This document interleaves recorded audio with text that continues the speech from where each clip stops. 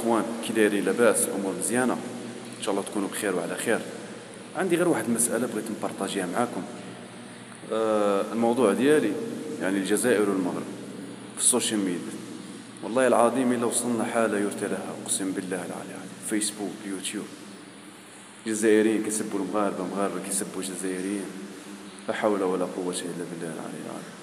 ولكن باذن الله غادي اليوم غادي تشوفوا شي حاجه اللي هي يعني غنسالي لكم هادشي كامل باذن الله. انا مواطن جزائري ومقيم في المملكه المغربيه والحمد لله.